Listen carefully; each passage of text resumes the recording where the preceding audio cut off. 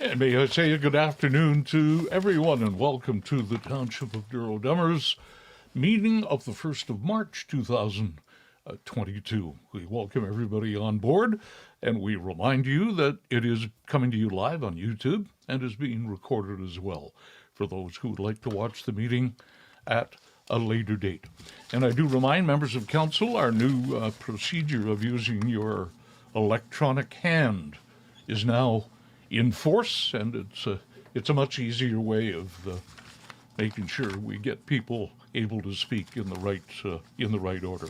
I'll call the roll here so we know who is in attendance. First of all, Deputy Mayor Moher. Present. Carl's here. Good. Councillor Watt. Present. Thank you. Councillor Landsman. Okay. And Councillor Watson. I'm also present. Okay, thank you very much. And of course, our staff, our CAO, Alana Arthurs. Alana, a big wave from you. Our clerk, Martina Chade-Hartwig, is here. Martina, there you are. Brian Fawcett, our chief building official. Brian, you're probably in the background somewhere. There he is on the job. And Paul Creamer, our treasurer, is also in the background. Using his calculator, I'm sure. So, Paul, welcome. So, with all of council in attendance, I'll call the meeting to order at 5:02 on this March the 1st. And we respectfully acknowledge that we're on the treaty and traditional territory of the Mississauga Anishinaabe, and we offer our gratitude to the First Nations peoples for their care for and their teachings about our earth and our relations. May we honor those teachings. I would like to take just a quick moment to acknowledge the absolute horrible situation that's going on in Ukraine. We're dismayed to see this democratic country and its citizens being attacked by its neighbor. Our thoughts and our prayers and our concerns go out to the Ukrainian people and their family and friends during this very tragic time. Would we all just take a moment and have a symbolic moment of silence to show our support?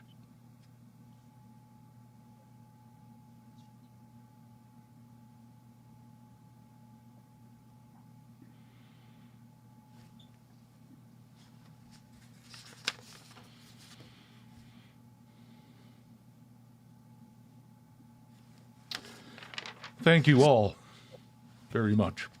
An absolute tragedy that the world is dealing with right now. I'd also like to let you know that Deputy Mayor Senes from Selwyn Township has recently suffered the loss of her husband. So we certainly send out our thoughts to Sherry. Is there any disclosure of pecuniary interest? Seeing no hands, adoption of the agenda. It's a slightly amended agenda. We're going to change the order just a wee bit. Bylaw number 2022-11 regarding the speed on Birchview. We'll hold on to that until after our correspondence items are addressed, okay? Just maybe shifting the order of that one bylaw. Could I have a motion to adopt that slightly amended agenda, please? Councillor Watson and Councillor Watt. All in favor?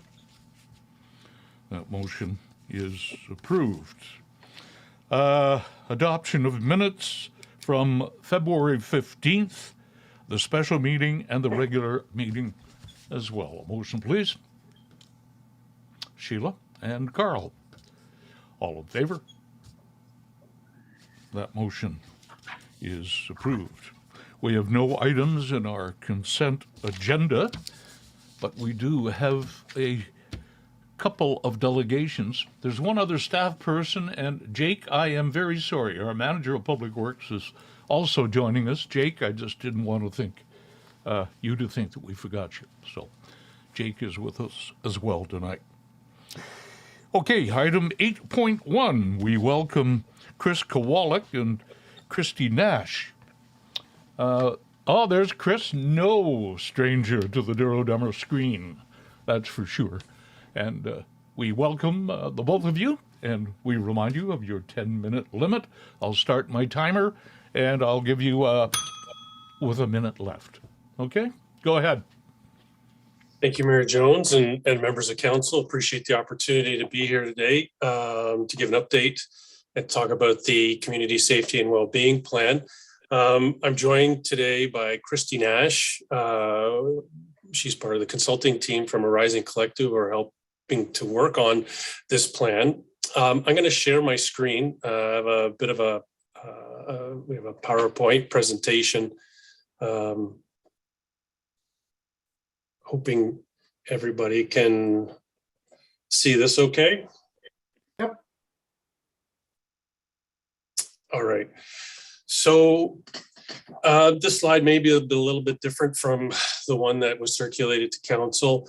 3 townships, Tonabee, South Monaghan, Cavan, Monaghan, and Asphodel Norwood have decided to prepare their own plan and have withdrawn from the collaborative process that we were working on for the city and the county.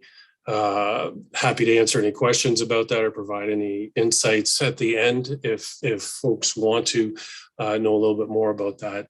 But I'm going to go right into the presentation. Our purpose today is to provide an overview of the community safety and well-being plan, the purpose and the evolving process we're going through, overview of the engagement plan, review what we have heard to date, opportunities for engaging locally, and request for support and participation. So this is where we're hoping council feels free to provide us any input, advice, or observations they wanted to share that would go into the plan or be part of our considerations for the plan.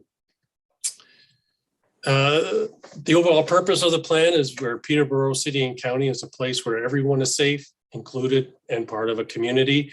Our desired change is that we're working together in new ways, and we mentioned new ways because we are working together. We still have lots of issues, so we're looking for new ways to address safety and well-being issues through programs and services that are available to all City and County of Peterborough residents. We have an advisory committee in place. We've had this in place for almost a year now, with representatives from each municipality and from across various sectors of our community providing services at many levels. The values and guiding principles that we've been working to follow as we develop this plan, aligning with other plans. We're not looking to duplicate. We're hoping to align and strengthen the work that's already being done through other plans, strive for equity, participation of those with lived experience, actively collaborating, using evidence-informed decision-making, and definitely working on ongoing evaluation once the plan is developed.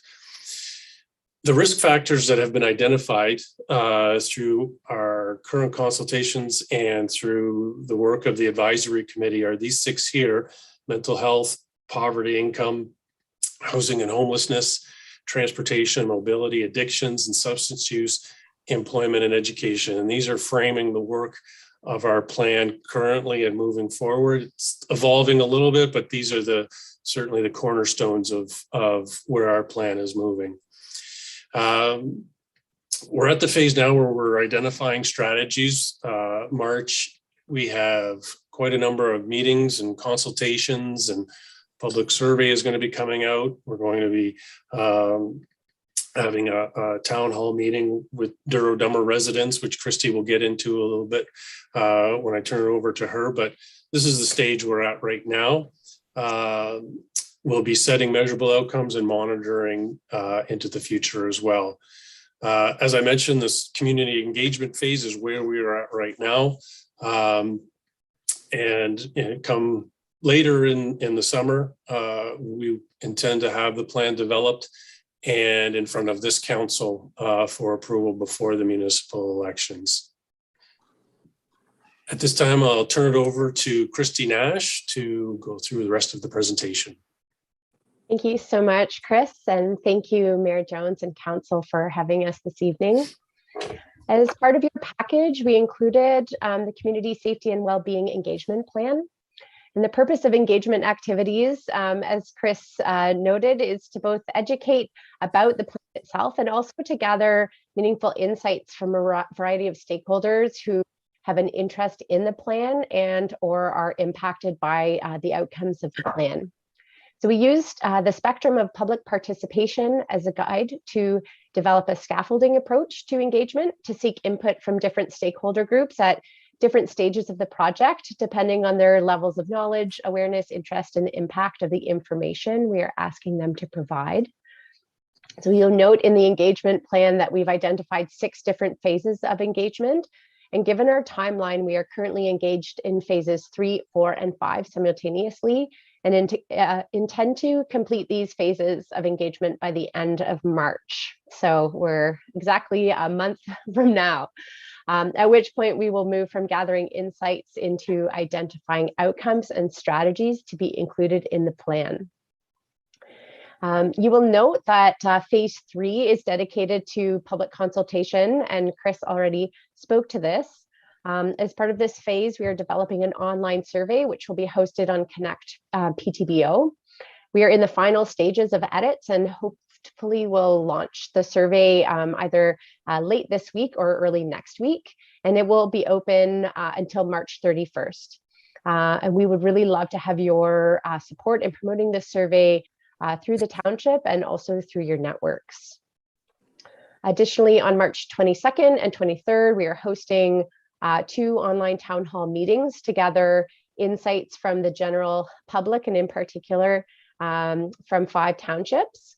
So on the 22nd, we will have a town hall online meeting at 10 a.m. and this will be open to all residents of North Kawartha, Havelock, Belmont, Methuen, and Douro-Dummer. And similar to the survey, we would appreciate your support in promoting these events to ensure active participation. Next slide, please, Chris. As part of this presentation, we wanted to share with you some of the high-level findings of our phase 2 engagement with service providers. As part of your package, we included the results of 8 focus groups that we conducted with service providers in November 2021 and February 2022. We connected with a total of 73 service providers across sectors to hear insights and experiences, opportunities and challenges related to the 6 identified risk and priority areas that Chris shared with you earlier in the presentation. Next slide, please. You will see in this 45-page report that we gathered a significant amount of information that relate to all 4 areas of the community safety and wellbeing framework, including social development, prevention, risk prevention, and incident response, risk intervention and incident response. There was strong agreement that collaborative approaches are required to address the complex issues our communities face, most notably in the areas of housing and homelessness, mental health, addictions and substance use, and poverty and income. Next slide, please. There was alignment on many of the issues and opportunities our communities face. Common themes that arose across all risk and priority areas include the importance of community awareness and engagement on issues such as harm reduction and stigma, the importance of defining common agendas and improving collaboration both across sectors, interorganizationally, and also intergovernmentally, the need for identifying common indicators to measure progress, collect data, and share knowledge, advocacy for increased and sustainable funding across all levels of government and funding bodies, the opportunity to create and deliver inclusive programs and services, and enhanced and new coordinated approaches for rural communities. Next slide, please. There was a great deal of alignment of priorities across the city and county. However, a number of county-specific opportunities and challenges were identified. Some of these challenges that were identified include lack of access to services in rural areas. Barriers to accessing services include lack of transportation and internet access, lack of affordable housing, and monitoring of homelessness. Some of the opportunities To address these areas include increased mobile units, community hubs, new transportation services, and new housing options. Next slide, please. This is the final slide. So as we feel it is important to highlight the unique circumstances of each township, we have included on this slide an example of how Windsor has highlighted townships in its plan. Our intention is to include in the plan a 1 to 2 page overview of each township that highlights the demographic data and unique outcomes or objectives that have been highlighted as priorities through these delegations, the public survey, and the town halls, as we noted earlier, as well as our focus groups with service providers. Next slide, please, Chris. So that concludes the formal presentation in advance of the bell ringing. So I'll pass it over back to you, Chris, for questions. I think you pretty much nailed the timing. That's good. That's good. Good to hear. Chris, were you finished yet, or were you going to wrap this up? No, I'm done. Open to questions or input from council. That's great. Okay, I'm sure there's a lot of questions. Great report. It certainly addresses the whole plethora of needs that we have going on in the county. One question I have for the two of you, and that's the issue of transportation services. That's been a bugaboo since I've been around for 24 years. It seems every year that comes up and nothing ever gets done about it. It's just one of those things. It's great to talk about, and it's great to identify as an urgent need. Of course it is. But it never happens. The resources just aren't there to make it happen. Is there anything different that we don't know? Well, I would say the work that's being done in Selwyn with the link and into Curve Lake, I consider that something, not that I want to argue with you about that, but I know it's only one township and one First Nation, but when that funding opportunity came up, even before that, I was in discussions with Selwyn when they had that worker bus going to Lakefield and trying to figure out what opportunities we might be able to explore. And then the grant opportunity came up through the province, and that's how that got implemented. And part of that is an evaluation process. The timing of that is still up in the air, but the purpose of part of that evaluation is to look at the costs and the opportunities in other municipalities, possibly using the same framework that we're using with Peterborough Transit to look at other routes, possibly say to the airport, down Highway 7, those sort of things. So it's really going to be looking at what those results are, because once that grant is up, Selwyn and Curve Lake will be certainly looking at a price tag based on ridership and revenue and those sort of things and the costs for continuing that type of service. But the way that I view it, it will be looking at their evaluation and seeing how that can be either mirrored or other options in other townships. There's no transit system that makes any money. So any way you look at it, it's going to be a cost to any municipality in the long run, unless we're able to secure grants, which do come up periodically.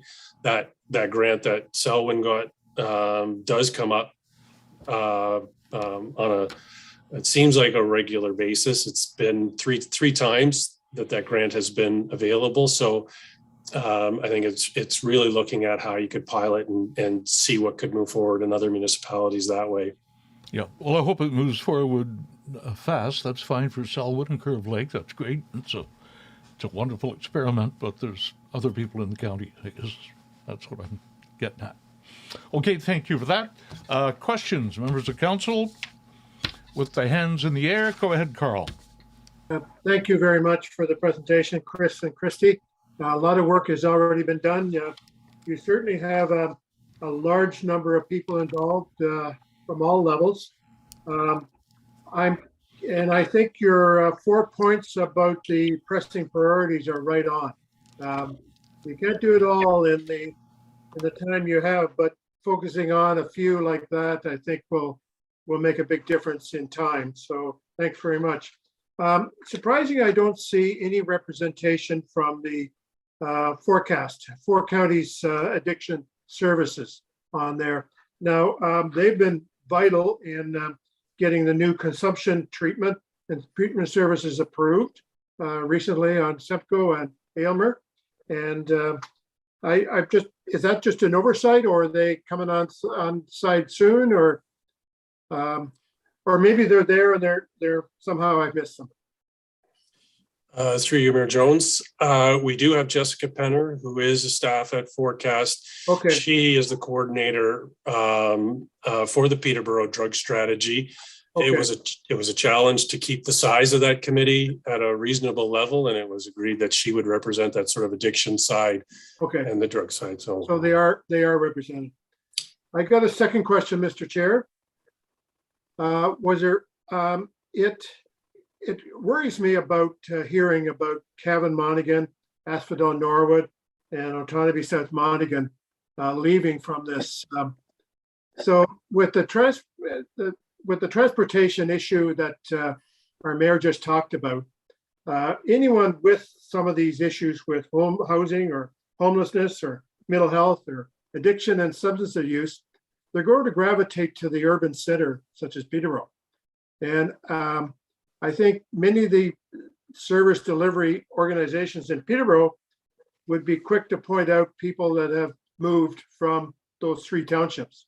Was there any common theme as to why they aren't being part of it and going on their own? Because I don't know how they could possibly facilitate support for those kind of services that are needed in every community.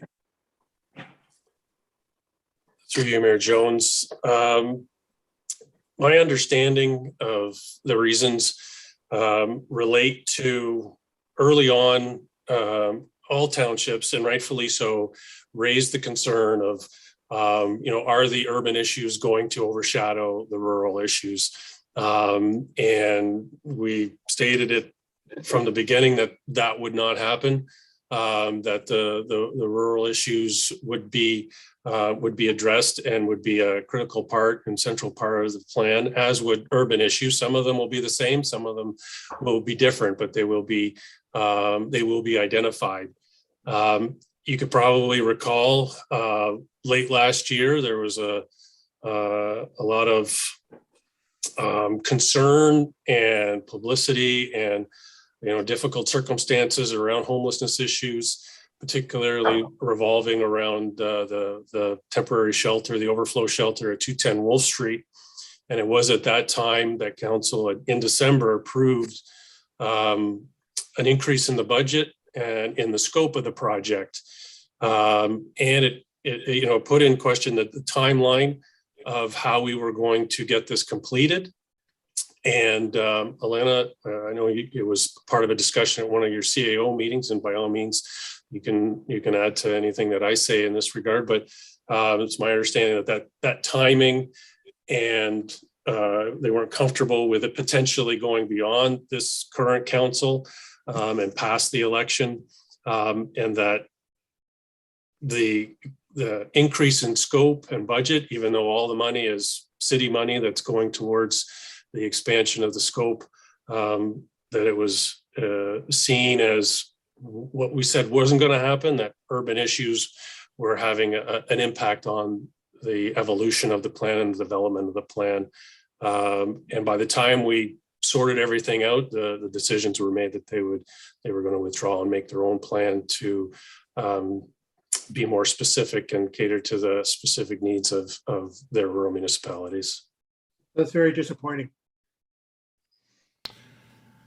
Yes, thank you, Carl. Okay, I'm seeing no more hands in the air. I want to thank you very much, Chris and Christy. And Christy, I know you wanted to hear my bell. So there you go, just so you feel better. Thank you so much. Great presentation. Keep up the great work. And you're representing all of us on this project, and we appreciate it. Can I have a motion, please, to receive that delegation? Sheila and Heather, all in favor? That motion is approved. Thank you very much. Thank you. Appreciate your time. Okay, moving right ahead now. Our second delegation, Rob Little and Lois Wallace, Environmental Council of Clear, Stony, and White Lakes. We had the pleasure of their appearance at our last council meeting. I'm looking at the screen. I'm seeing 2 Rob Little squares. Rob, seeing 2 of you is maybe more than I can handle, but that's okay. You're there somewhere, Rob. And Lois, I see you. So I'm going to press the timer for your 10-minute delegation, and we appreciate having you. Go ahead.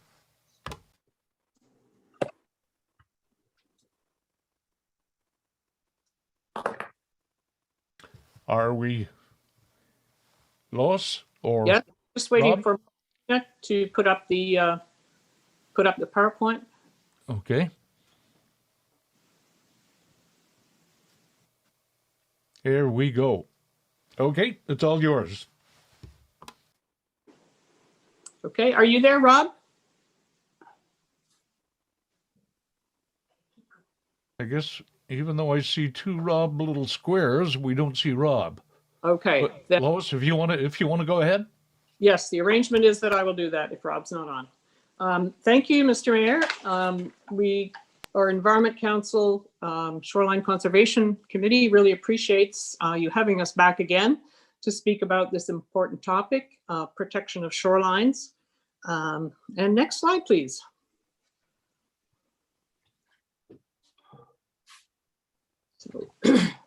Today, the focus of our presentation is on policy approaches to shoreline preservation. But first, there's just a quick review here of the functions and benefits of natural shorelines, the many reasons that they need protection. I'm not going to go through them. You can read them for yourselves, and we'll move on to the next slide. Again, just a short reminder from last time of the important differences between natural and altered shorelines. And again, just a moment to read them. And please keep these descriptions in mind as we go on to the next slide. So here you can see the condition of shorelines on clear and stony lakes. Red, where the lots have been heavily altered, and in green, where they're mostly natural. This mapping is the result of a joint Environment Council and Kawartha Land Trust project undertaken with Fleming College faculty advisors and research students. And the data that's being gathered supports our committee's advocacy for shoreline regulation, as we're doing here today. And it identifies large properties for potential conservation by the Land Trust. And it will also help us focus shoreline stewardship and restoration work with the lake community. Next, please. Just a couple of quick highlights here. There is a total shoreline length of 114 kilometers on the 2 lakes, and that's excluding all of the islands. And there's a total of 1,475 property parcels or lots.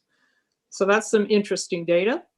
And as you can see, looking at these pie charts, almost 2/3 of clear lake shorelines have been heavily altered. Damaged, I guess, would be also a good word.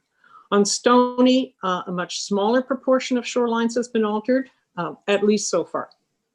The data is actually satellite data from the province's GIS system, and that was verified on the lakes by canoe.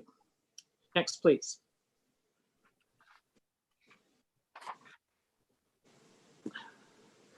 I think we showed this last time.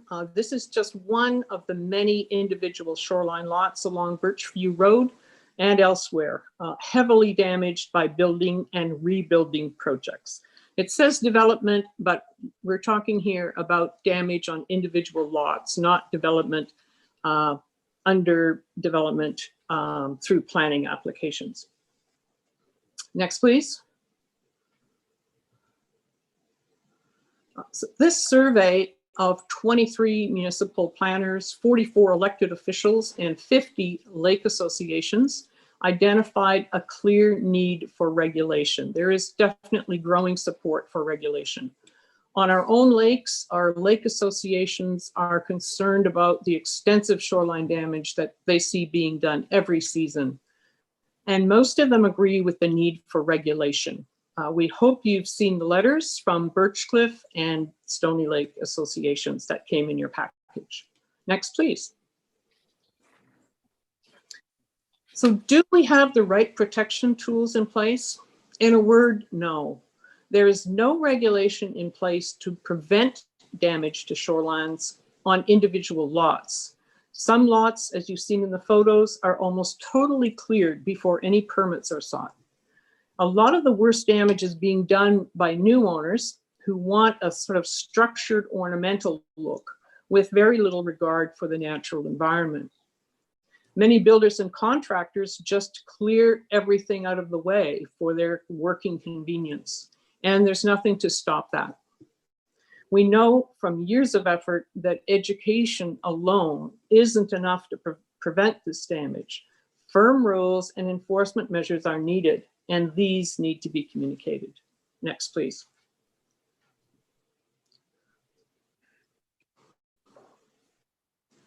So what do our lakes need?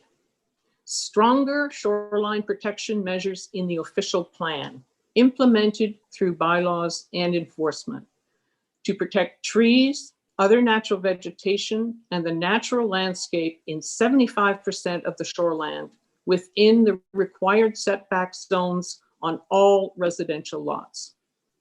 Simply enforcing the setback distances isn't enough. The area within the riparian setback zones needs protection. Specific measures are also needed to meet the provincial policy requirement for municipalities to protect surface water features, recognizing that one of the most effective ways to protect water quality is to protect the shorelands. Next, please. The Natural Heritage Reference Manual provides the guidance and tools needed to meet this and other PPS requirements, what I just referenced above about the surface water features. And as well, through our research, we've learned that townships have the authority under the Municipal Act to regulate tree preservation and site alteration, whereas conservation authorities do not regulate vegetation removal. So we're looking to the townships to take on this responsibility. Next, please. Just a few examples of what others are doing. Some cottage country municipalities put shoreline regulations in place 10 or 15 years ago, and we recommend that you review what they have. The Halliburton Tree Preservation Bylaw and Lake of Bays Development Permit Bylaw are specific only to waterfront properties. And the permitting system regulates both vegetation removal and site alteration, including blasting, grading, and filling. Muskoka Lakes has a combo platter. They use tree preservation, site alteration, and site plan control bylaws together to protect the natural vegetation and the landscape between dwellings and the high water mark. And these bylaws are being enforced. Site plan control is considered to be a good tool for regulating and enforcing shoreline protection if it is widely enough applied. We believe Douro-Dummer's site plan control bylaw could readily be extended to apply to all residential waterfront properties with the necessary protections built in. However, to prevent damage, additional regulation is needed to stop damage being done before permit applications are submitted. Next, please.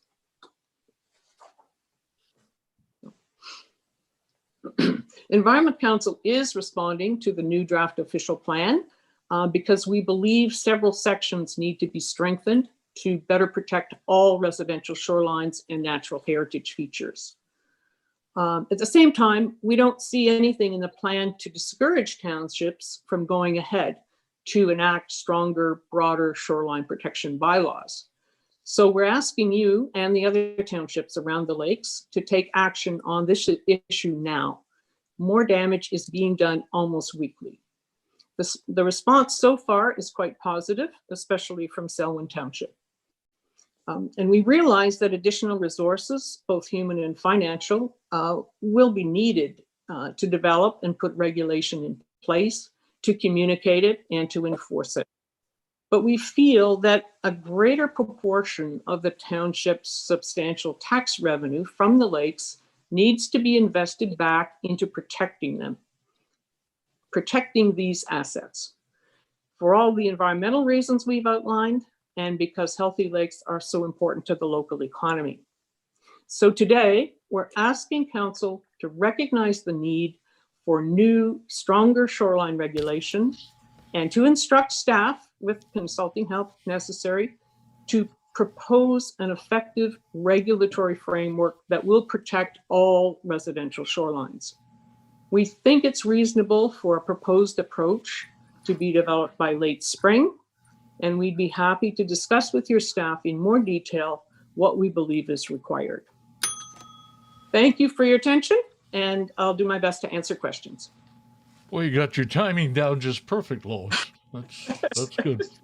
No, you make some wonderful points, and I know the subject has come up more than once in the last number of years, and I know Rob has led the charge on that. And it seems to me, and Lois, maybe you can comment, but for one township alone to do something, we brought this up before too, there seems to me to be a need to knit everyone together on this. North Kawartha and Selwyn and Douro-Dummer, and we all need consistent rules. And that seems to be an important thing for us to do as well. I couldn't agree more, Mr. Mayor, and that's why we're going to the other townships. We've made 2 deputations to Selwyn, very similar to the 2 that we've given to you. There's also a larger group of which we are part, working in North Kawartha, and they have made a deputation to North Kawartha Council, and they've also made, jointly with a group over on Cashabog Lake, a deputation to Havelock Belmont Methuen, and we're going to be approaching Trent Lakes as well, because they have a little corner of our lakes up past Burley Falls. Well, what if we were to get together a little Zoom meeting with the politicians from these townships and let you do another solid presentation? It just might urge some cooperation and some mutual rules put in place. That might be a thing to do. Well, we could certainly take that under consideration. Okay. Members of council, any questions? Lois, a great presentation. Heather, go ahead. Thank you, Your Worship. Through you, question for Ms. Wallace, and perhaps a quick question from a technical perspective for our clerk. First, in terms of the presentation, thank you very much to you and Rob, who I know is hopefully listening in the background. The presentation, I know your group represents Clear, Stony, and White Lake, and I just noticed the presentation doesn't reference any specific details around the naturalization or altered shorelines on Clear. Has there been any research done on Clear as well? I'm sure you're looking for something across all 3 lakes, correct, in the township?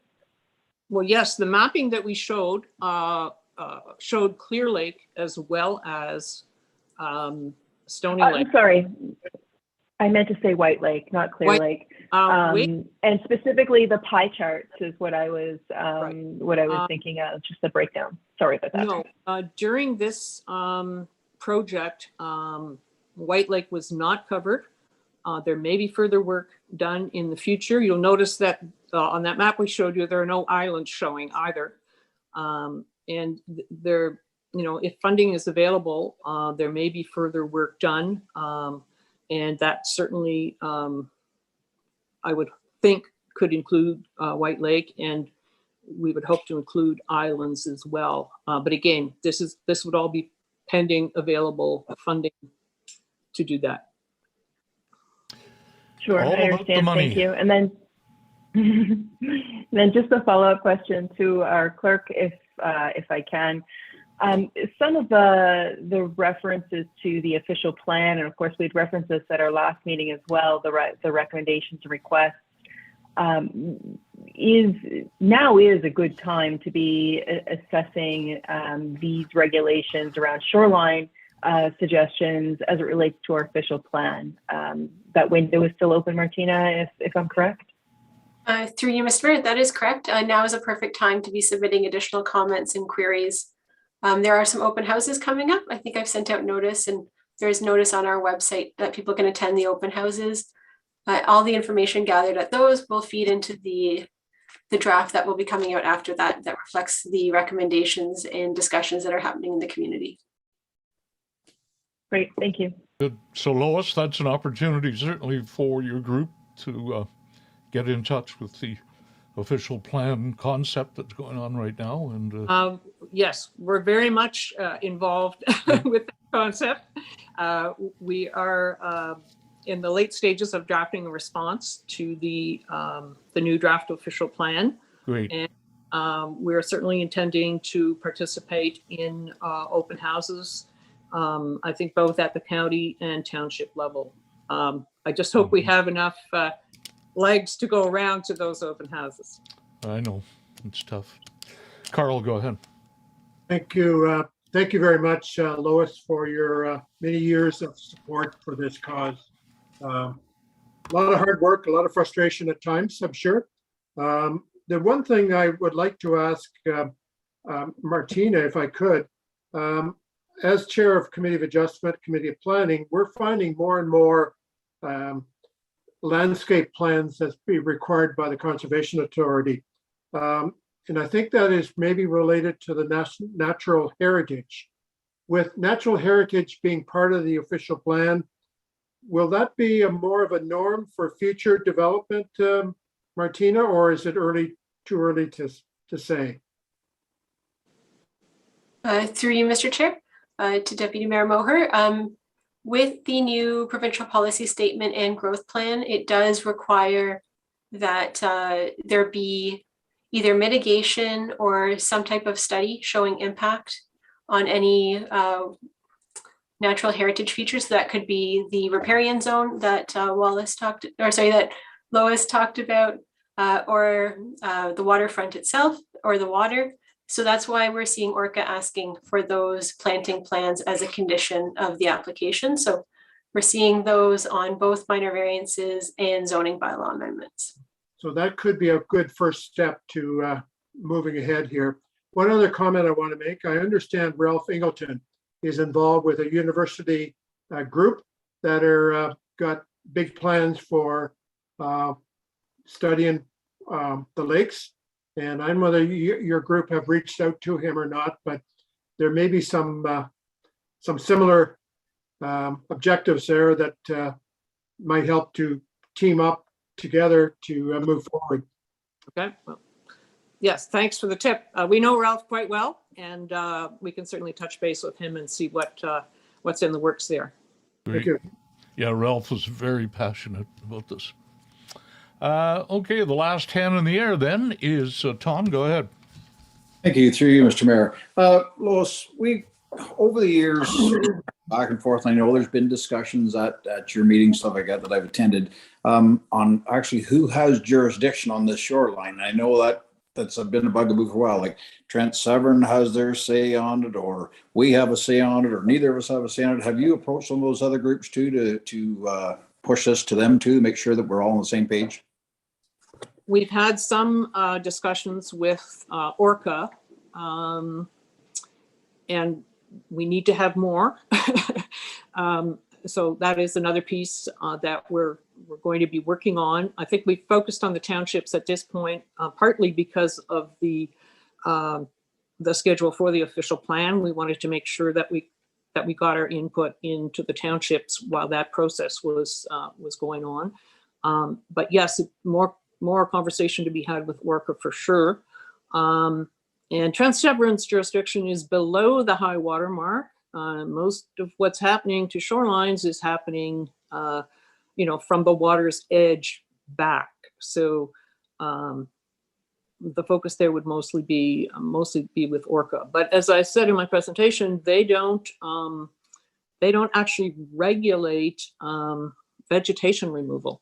So we really need the townships to step up on that front. Thank you.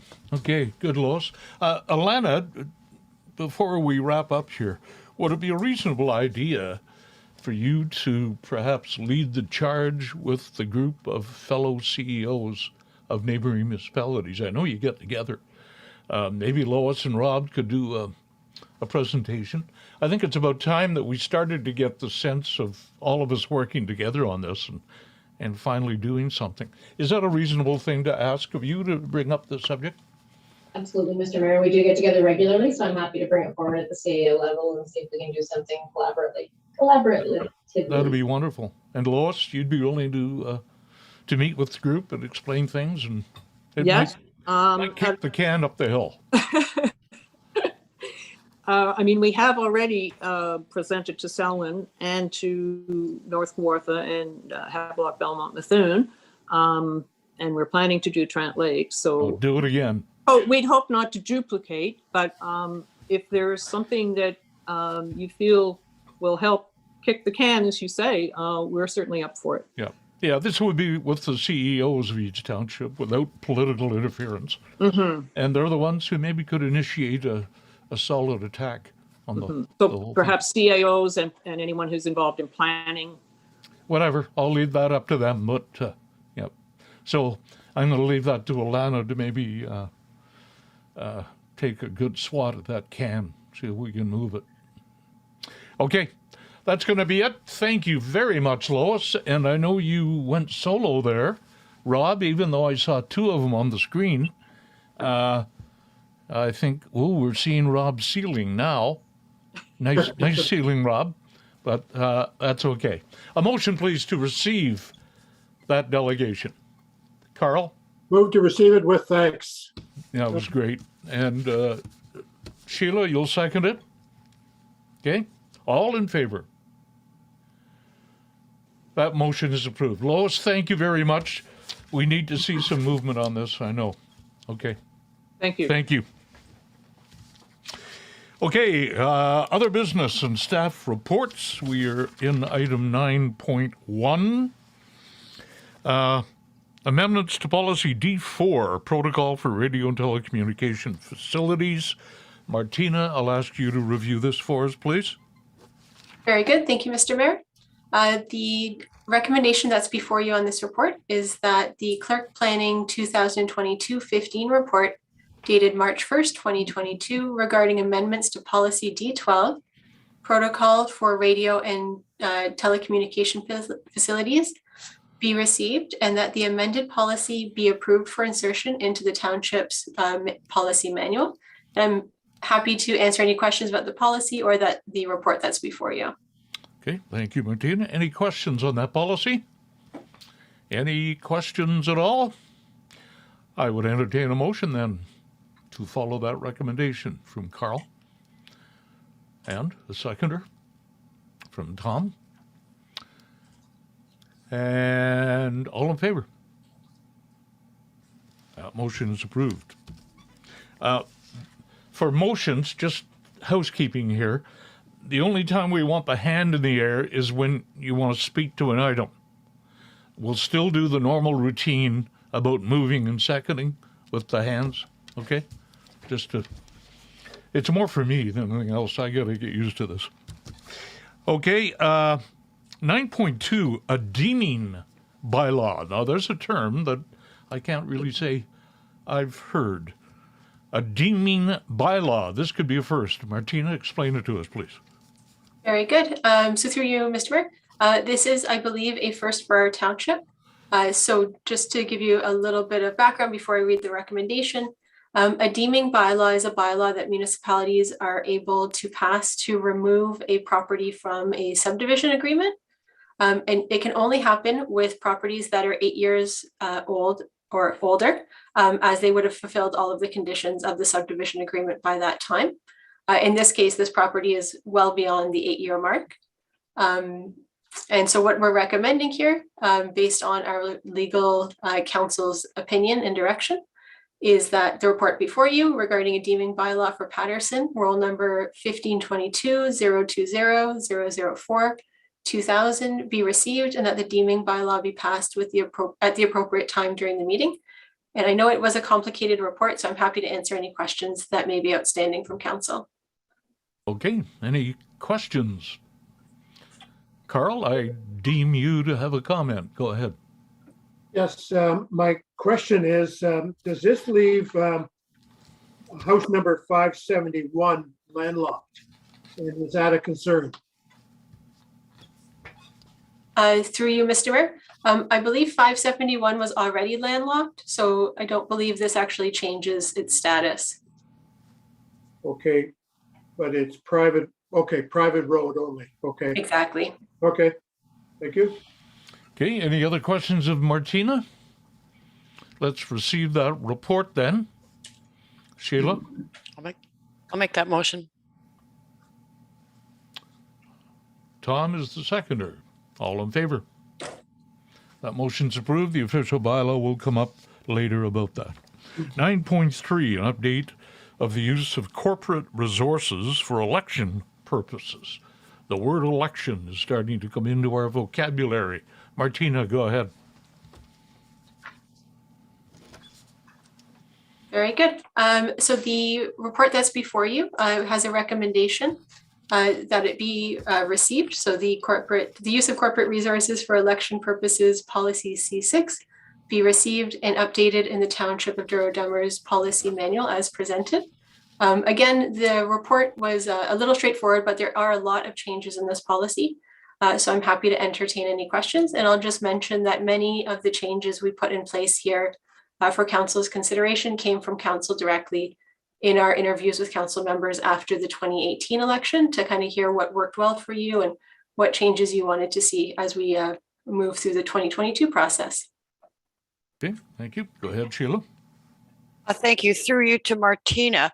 I do have a question it's on page 5 of 7, use of municipal facilities, services, and property provisions.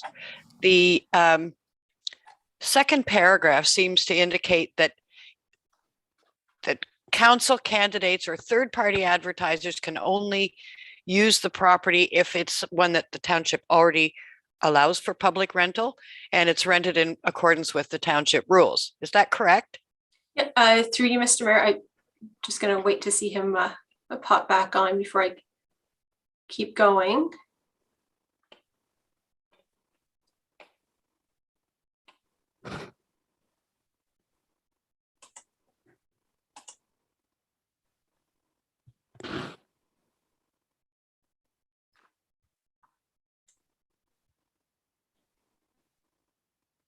Okay, so the mayor is back with us, so that's great. So yes, your interpretation of that is correct. So what we are suggesting in this policy is that candidates and third-party advertisers and existing members of council during the election period could only rent facilities that the public could rent. So that could be the town hall, one of the rooms at the Douro Community Center. We wouldn't be willing to rent out, let's say, the parking lot of the Warsaw Roads Depot, because that's an area where we would not typically rent to the public. So we wouldn't be willing to rent that out for election purposes either. Okay, thank you. Then the first paragraph on the next page says that no election related activities or campaigning or handing out material or anything like that can take place in that property. So through you, Mr. Chair, that means that outside of the rental of the space, we couldn't, let's say, have a candidate show up at the Douro Community Center and hand out their leaflets during a hockey game or another event. They would have to rent, let's say, the meeting room, and they could have their event in that meeting room, contained within that meeting room. They couldn't spill out into the lobby or do other campaign activities outside of the rented space they have, or just show up randomly at a township event and hand out campaign flyers. Okay, thank you. Well, that wasn't clear. Carl, go ahead. Yes, my question was pretty much the same, but I think reading that that next paragraph, I think I would assume I would not be able to use any campaign material on the rental that I'm paying whatever for. I wonder if there should be some clarity in the second paragraph that that advertising can take place within the space that's being rented, to save disputes. And I have a couple other comments, if that's okay. I notice it looks like we're basically regulating provincial parliament and members and federal. Do we have the authority to really make the rules for our provincial or federal people? Through you, Mr. Mayor, when we did our election signage bylaw, we had contacted the returning officer for our area because they had just finished a federal campaign to ask about regulations. And we are able to put regulations in place on those members. And also there's a piece of legislation that I cite in the very top. It's the Canadian Elections Act and the Elections Finance Act. They both allow us to put regulations in place for election activities that happen on our property. Okay. And my last comment, it talks about being able to create and printed, sponsored, and distributed by the township material. It doesn't address any verbal, like what would be wrong with myself reminding people at every council meeting from May to October that I'm running for deputy mayor. Through you, Mr. Mayor, this policy doesn't address that type of situation, but I believe the council code of conduct and then the election policies that will come out shortly would address that type of behavior. Okay, as long as it's somewhere. Thank you. Okay, thank you very much. No more hands. I guess we need a motion to accept that policy. Tom, go ahead. You're muted, Tom. You're muted, Tom. Thank you very much. Sorry about that. You did say there'd be another one or two policies coming out, because I know part of the discussion was signs and where they could be put, where they couldn't be put, and how close to the side of the road. And I know that was part of our discussions last time. With the time of year it is and the growth on the side of the road, you know, if you got 4 feet of grass and only the first 2 feet or 3 feet from the cutters in, if you put them that far back off the road, nobody sees them because they're covered in grass. So I know that was going to be addressed, but I'm guessing that's in a future policy coming out. Through you, Mr. Mayor, the election sign bylaw had already been passed earlier this year.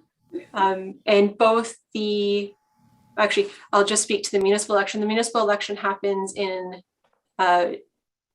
October. Sorry, I just had a moment there. And so the grass won't be growing. We would have had it cut in late August, early September. So it shouldn't be very high. And it does provide you flexibility on the size of your sign. So you could make your sign a little larger or brighter with different colors if you felt that it was going to be hidden or hard to see for the passing public. Okay, anyone willing to make the motion to receive and approve that policy? Tom and Heather, all in favor?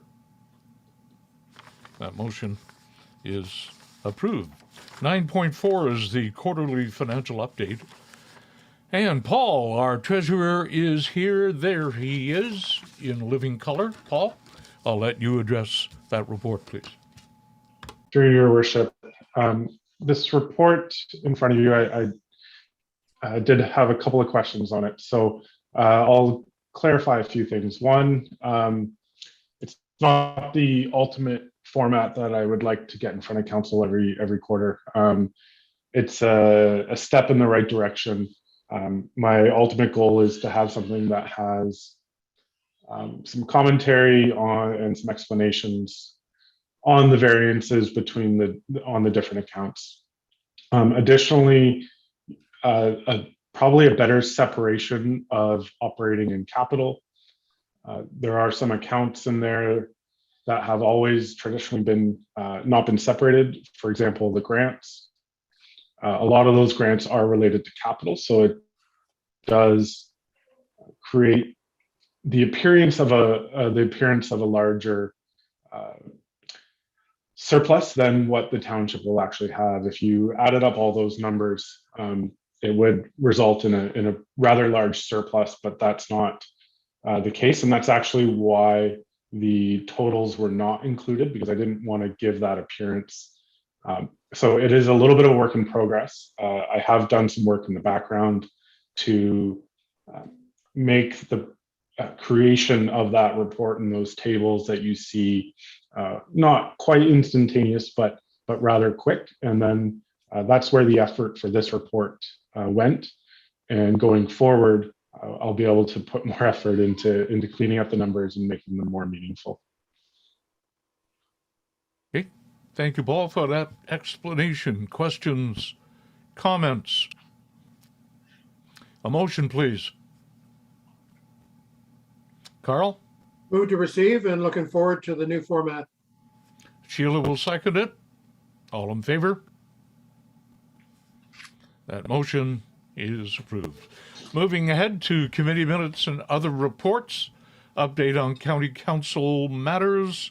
Carl, go ahead. The budget for 2022 has been approved at 2.6% increase versus last year.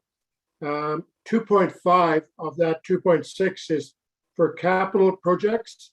So when you take the difference between the two, there's been some major operational reductions in costs. So much appreciated to make that happen by all departments. The open houses for the OP are out there. I believe Martina has routed information to everyone.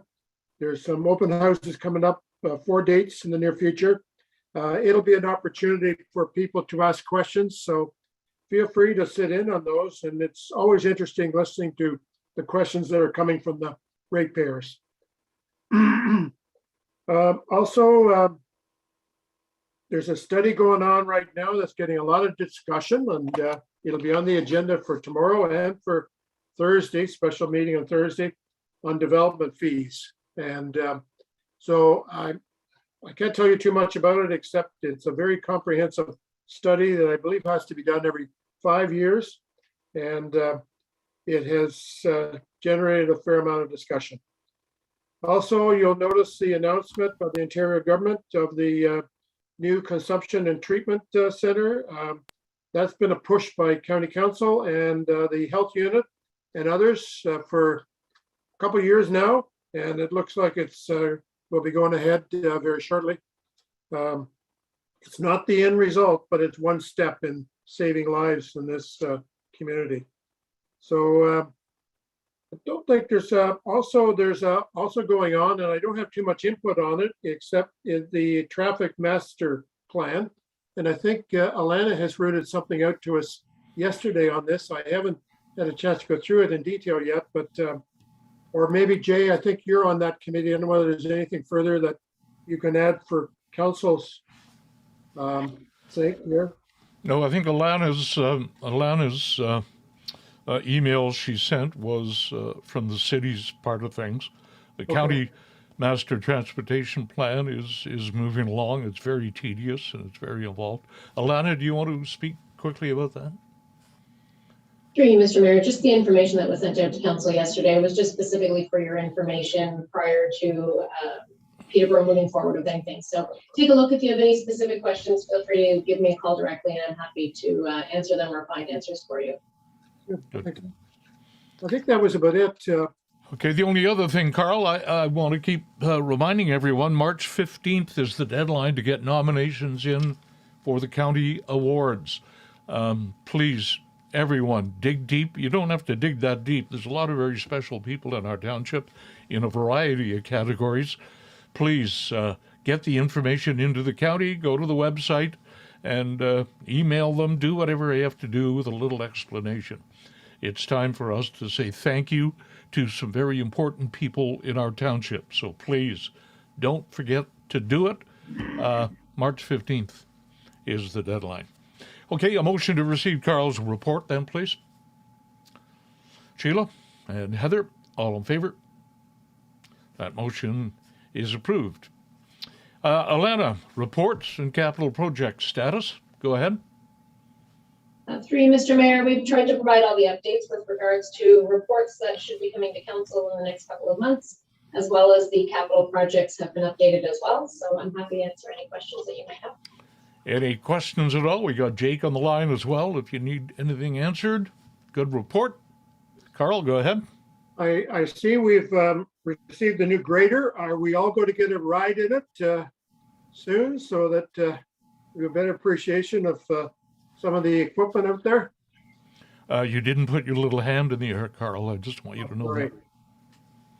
that. Okay. No, Jake, he's not going to comment on that one. Okay, a motion to receive that updated report. Tom? Seconder, please. Heather, all in favor? That motion is approved. The Official Plan Technical Advisory Committee, it's been a very intense project, and our Martina has been with it every step of the way. Anything to add to the report, Martina?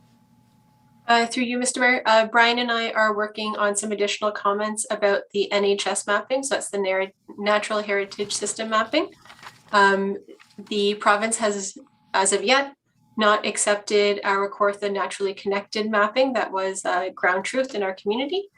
They would prefer to use a different approach, but we are able to provide comments. So we are going through the mapping and providing comments based on the ground truthing that we know happened with the Kawartha Naturally Connected, and then also looking at the uses that currently exist in those locations to see whether having the system mapping in those locations makes sense from a practical perspective, based on the topography and the types of soil and the things we know from being out here in the local environment. Well, I think you're muted. Any questions? Okay, motion to receive the report and the minutes. Sheila and Carl, all in favor. That motion's approved. 10.4, Committee of the Whole meeting minutes. Alana, I'll let you review that, and we've also got Brian on the line here to explain further. So give us some background so everyone understands. Thank you. Thank you, Mr. Mayor. Through you, as this is a new process for all of us as we go through, we thought it was best to list the resolutions coming out of Committee of the Whole on the agenda so that everyone can see, including council and the public, what had transpired and what recommendations were coming forward to council. At the time of this discussion, we didn't have all of the background information to be able to respond to the committee. So staff has gone back and taken a look at previous recommendations, and Brian's here to speak to it. If there's questions about what has happened historically and where we're at today, I don't know if any members of council have any comments with regards to the recommendation that came from the Committee of the Whole to council, but we're happy to answer any questions, and Brian's happy to speak to the previous motions and where we stand with this project today. Brian, a status update maybe? Certainly. So with respect to the motion, the resolution of the Committee of the Whole and the previous resolutions of Council, a 2021 year-end update was provided to Council for the September 7th meeting. At the end of that meeting, the resolution that was accepted was to note the successful completion of year 2. And to move forward with year 3 on the basis that we would create additional educational content and provide a mail out in advance of that. And then also that staff investigate a few various other points that council had brought up. Notably, Councillor Watson had raised point of providing an additional year's notice ahead of time. So this being year 3, that we would also notify year 4 that they're coming up the following year. So we would notify year 3 that they're due this year. We would notify year 4 that they're due next year, and then so on as the years move forward, so that people are getting lots of ahead of time notice and are aware of the program and can make decisions if they need to make decisions beforehand. And moving on with the other recommendations or requests for us to look at things were And as we've seen moving forward with COVID, the environment is ever changing, and we continue to adapt our policies in accordance with the best advice that we receive from the health unit, and moving forward with that. So one of the questions that Deputy Mayor Moher had raised during the committee of the whole was that the program should be or ought to be considered to be suspended pending lifting the lids. And we hadn't made a decision at that time as to whether or not we were going to be lifting the lids on these tanks. So the basis of that decision is still to be determined on the basis of the health unit advice. As we've seen in the news lately, restrictions are lifting, indicating that we are on a positive outlook for COVID. So as long as we can continue to maintain good standard health and safety practices, which we always would when we're pre-COVID or post-COVID, when you're exposing yourself to a sewage situation, I don't see any reason why we would be prevented from lifting the lids this year. So we would be looking to send out our mail out that we were hoping to get out earlier. We'd like to get that mail out very soon so that we can notify the current property owners for year 3 of their pending inspections for this summer, and then also notify year 4 that they'll be up for next year, and then also release the educational content, FAQs, and some additional content that we have prepared for the website. So you will be lifting lids this season? That's the intent, yes, unless we come into some bizarre new wave of COVID or new variant. So the intent is to resume back to the original year 1, which would be lifting the lids. Okay, questions, comments? Carl, your little hand wasn't in the air, but I'll recognize you anyway. Yes, thank you, Brian.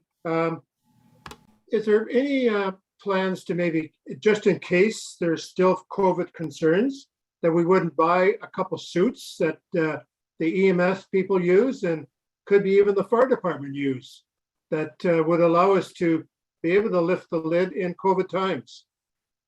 Because not lifting lids, we're wasting everyone's time. We're basically hiding a problem that won't come around again until 10 years from now, when the customer is on the next cycle. And it could be at that time they got replace a whole septic system, which is anywhere from $20,000 to $25,000. Lifting the lid is proactive versus reactive. And I really seriously think if we're not lifting lids, we got to delay it till another year. Through you, Your Worship. So the comment is that we are going to be lifting the lids this year. Regarding the decision of PPE, that's not really our determination. So we rely on the health unit advice as to what PPE is appropriate for us to use.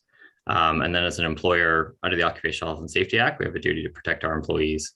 And so with respect to the PPE that paramedics and firefighters don for protection purposes, that PPE is specific to those applications, and it's different when you're dealing with raw sewage. And so there are no PPE recommendations for this type of application. The recommendation that we have is to wear what you have, which is generally masks, gloves, face, like eye protection, and then also a disposable gown. And so we actually have all of that PPE pre-COVID. There has been no changes to that process. So just one more comment. So if there's any problem with not lifting lids, we'll know about it. Certainly, I'm sure the whole world will know if we get into a situation where COVID pushes us to a point where we have to shut down again, then that would probably be the circumstance that would arise in us not lifting the lids anymore. Okay, you'll keep us tuned in about that. Alana, ultimately, what's the resolution you want right now? For you, Mr. Mayor, I think the recommendation has come from Committee of the Whole to Council. So at this point, it's up to council whether or not they want to approve this recommendation from committee of the whole and go forward with it, which would be to pause the program, or whether council at this point wants to just move forward with the program as is. Okay, that's up to you then. Let's hear someone with a resolution. Go ahead, Carl. I would move to proceed with the program for 2022, provided we are lifting lids, an effective septic inspection program.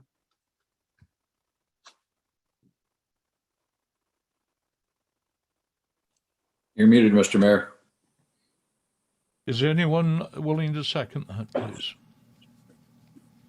Tom, all in favor? Motion is approved. Okay, we move ahead to bylaws. We have two bylaws we're going to deal with. We're moving the speed bylaw to after correspondence, remember? So Martina, I will let you give a brief outline on the two bylaws we're dealing with. Very good, Mr. Mayor. If I could, are we able to have a resolution to receive the committee minutes for the record? Okay. Okay, yeah, got you. Committee of the whole minutes, motion to receive. Sheila and Heather, all in favor? That motion's approved. Good, thank you. Go ahead, Martina. Excellent. So the first bylaw. You're muted accidentally there. Thank you about that. So the first bylaw we have listed is 2022-10. This is to prohibit fishing at the public wharfs in the township. At the last council meeting, council received a report regarding the fishing at wharfs and directed staff to prepare a bylaw to prohibit fishing indefinitely. So that bylaw is before you today. And then the other bylaw that we have is the 2022-12, the Deeming Bylaw for Mr. Patterson that we spoke about earlier in the meeting. And then we'll hold the other bylaw, the Birchview one, until after correspondence. Okay, then a motion to approve those two bylaws that were reviewed. Tom? Yes, I'd like to make the motion that we approve them both, and seeing we've never done a deeming one, that's something new for us. Seconder to the motion, please. Sheila, all in favor? All in favor, nice and high, please. Motion is approved. Those bylaws are approved. We move ahead to action items under correspondence. 12.1, forest health, roles and responsibilities. A letter from Greg Rickford from Northern Development Mines and Natural Resources about gypsy moths. What is your decision on that one, please? Carl? I move to receive. Move to receive. Seconder? I can't see. Are you raising your hand, Tom? There he is. Okay. Okay, Tom, all in favor? Thank you. Township of Douro-Dummer quarterly garbage report. I mean, I guess it's just a matter of receiving it. Sheila? Seconder? Heather? All in favor? That motion is approved. The Township of Puslinch, about support for infrastructure projects such as bridges and culvert replacements from provincial and federal government, something we all want, of course.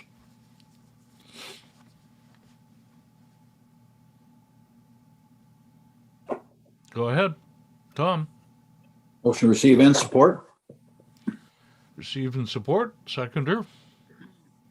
Carl? Any discussion? All in favor? That motion is approved. Education development charges. This is from Kawartha Pine Ridge District School Board about development charges, meeting dates about education development charges. Carl? I'd move to receive it, and I have a comment. Okay, move to receive. Do we find a seconder? Sheila, go ahead, Carl. I wonder if we could have somebody keep an eye on this, because there's we want to know, I guess, how much that's going to be. So that, I don't know whether it's worthwhile getting the minutes from all the meetings or how we go about knowing what's going on with their initiatives here. That's my only concern, is to make sure we know about it before it happens. Okay, note to staff, keep their eye on that one. All in favor? Motion is approved. 12.5.6.7, these are all letters from residents regarding the speeding issue on Birchview Road, and a number of others we received by email. I guess a motion to officially receive those letters then, please. Heather? Seconder? Carl? Yep. All in favor? That motion is approved. Okay, now we're going to get to that bylaw over that very subject that we moved from before. And I think there's going to be a lot of people interested in this. Martina, I'm going to go to you first, just to give us a bit of a recap on how we got here, what happened to the last meeting, and what the resolution was to bring us to this moment. Very good. So through you, Mr. Mayor, at the last meeting of council on February 15th, council did pass resolution 46/2022, moved by Councillor Landsman, seconded by Councillor Watson. And it reads as follows: that the report dated February 15th, 2022 regarding Birchview Road speed limit review be received, and that council directs staff to prepare an amendment to bylaw number 2018-39 as amended, being a bylaw to restrict the rate of speed for motor vehicles on highway portions within the township of Douro-Dummer, to reduce the speed on sections of Birchview Road as per the report by DM Wills dated December 2021, and that council approves the transfer of $5,000 from reserves to fund the cost of signage. Okay, So that's the resolution that was passed, and in response to that, staff have prepared for council bylaw 2022-11, which is the amendment to the Consolidated Road Speed Bylaw. Two of our very eagle-eyed councillors did notice an issue with item 2 in the bylaw. It says Daleview, that should read Birchview, and so we have made that amendment for the meeting. Okay, thank you for that, Martina. Carl, go ahead. I have a resolution, Mr. Chair, when you're ready for a resolution. Well, we need a resolution on the floor if we want to speak to it, so please go ahead. Okay, thank you. This is regarding the bylaw 2022-11.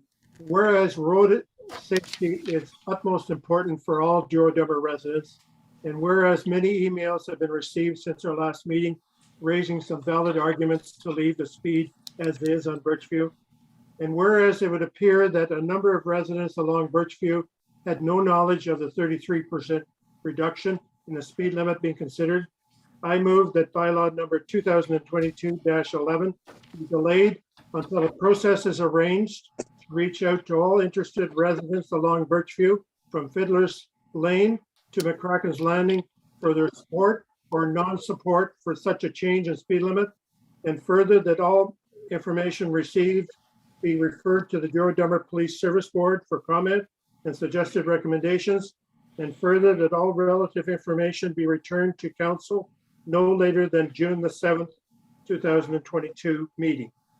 And if somebody seconds the motion, I have a further supporting arguments as to why we should do this. Okay, do we have a seconder? Tom is going to second it. Go ahead, Carl. Okay, just bear with me going through this. The following comments are further support of my motion regarding delayed approval of this bylaw. In our council meeting on the 15th, the resolution was passed as indicated by our deputy clerk, talking about a speed limit reduction from Fiddler's Lane through to McCracken's, a distance of 8.9 kilometers. Somehow the December 2020, that recommendation was based on staff report and the DM Wells consultants report. somehow the December 2021 DM Wells report main report objective, as outlined in the page 11 of the executive summary, was to complete a speed study to access the speed limit for the Birchview Road, which stretches 11.6 kilometers from Highway 28, the west end, to McCracken's Landing, the east end. Yet the resolution of council on October the 5th, 2021 was as follows, and I'll read it. It was moved by Councillor Watson, second by Councillor Landsman, that the report dated October the 5th regarding a road risk assessment be received, and that council approved the recommendation to increase the current contract by approving $6,500 in order for DM Wells to proceed with the road risk assessment on Birchview in conjunction with the road needs study. Note risk assessment.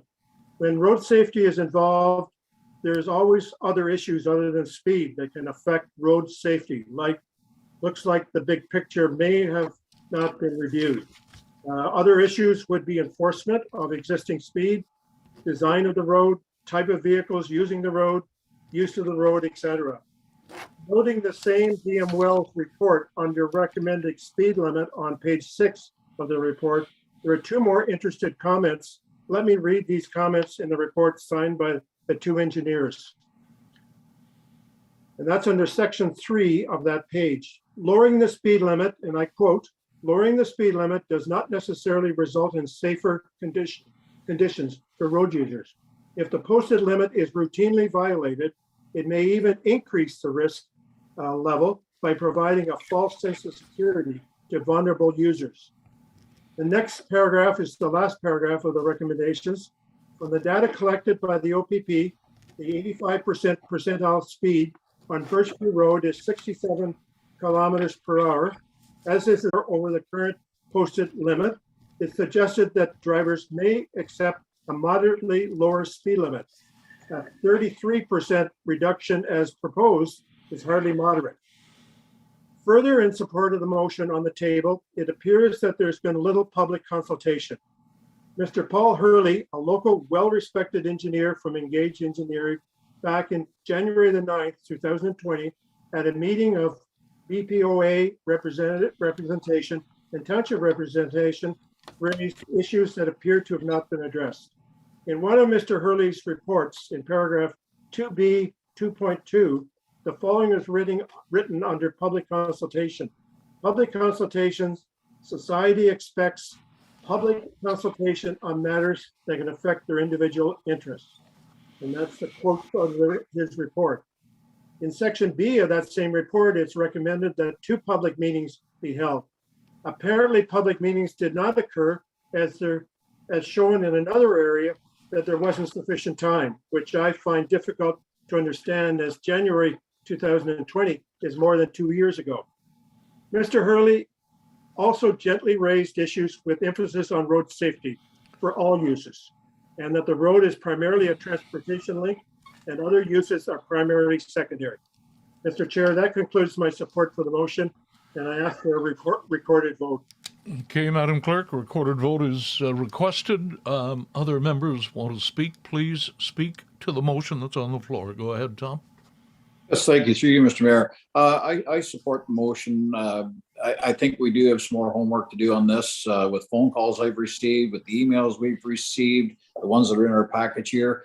I did talk to one resident, and she admitted outright that she didn't know, like she hadn't heard any about this until it was too late after our last meeting.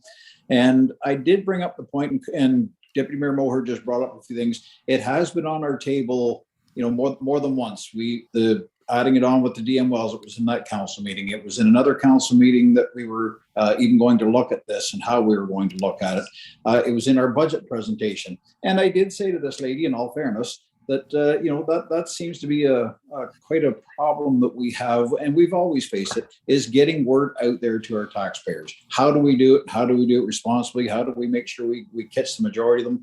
It's a tough goal, and unless there's an option, or some big issue, stuff like that, we don't usually see a whole lot. I do say this Zoom, if you look at how many people have watched the video, it's huge compared to what we'd have 2 or 3 maybe members come from the community to our in-person council meetings.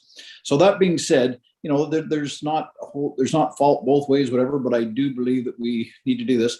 One lady suggested, she says, you know, I went on your website and the first thing that popped up was the bed and breakfast issue. And it popped right up saying there was a survey. She says, maybe that's something like that could help get it out. You know, if we do have an issue like that, it can be, as soon as you're on the website, that pops up, this is what's going to go. And I thought that was maybe a good idea, something that maybe staff could look into in the near future. We can't do it for everything, but we can do it for some. But anyway, thank you very much. That's my say.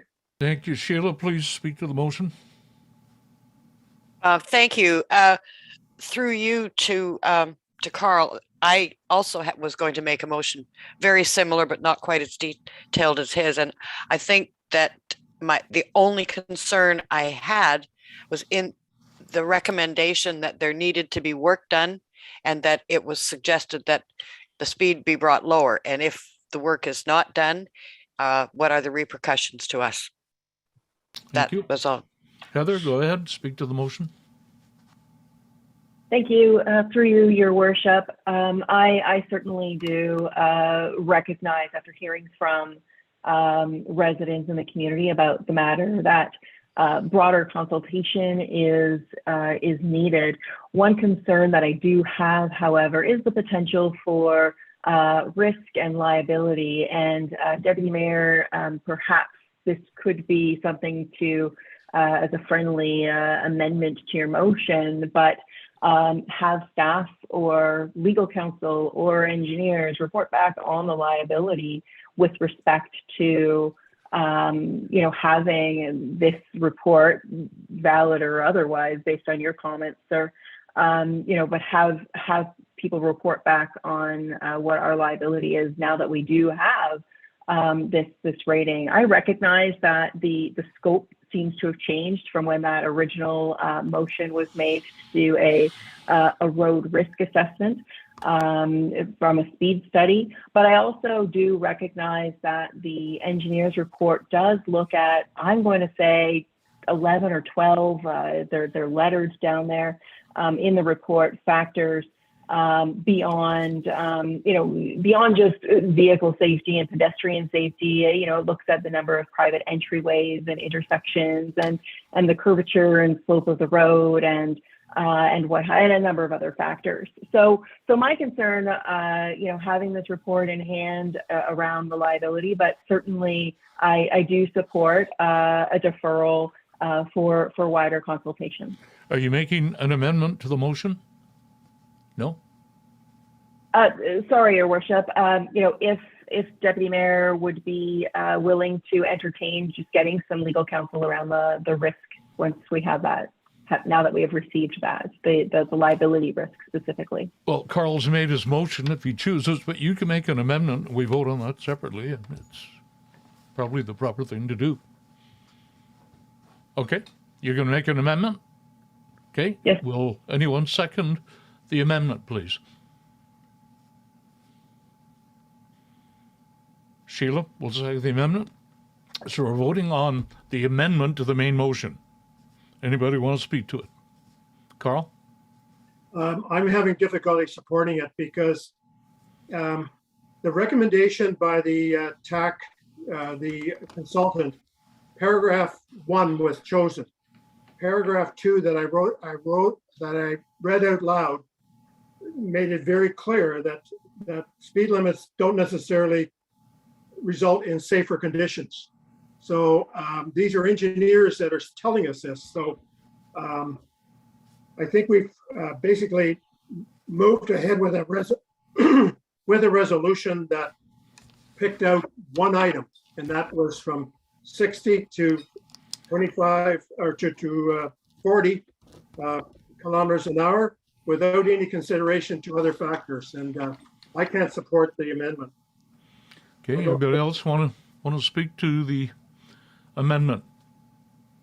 So the amendment is to get legal advice on the risk. Is that it, Heather? That's the motion. Okay, let's call for. Yes, Your Worship. I'd like to speak to it if I could, please, just further. it is just looking for legal advice. You know, we've got an engineer's report that has been a little wishy-washy on where we should be going on this. I want to know from a risk management and legal perspective where we stand, and I think that it's time well spent just to do that extra bit of investigation. And I would ask for a recorded vote on the amendment, please. Okay, recorded vote, please, on the amendment to the main motion, please. Go ahead, Martina.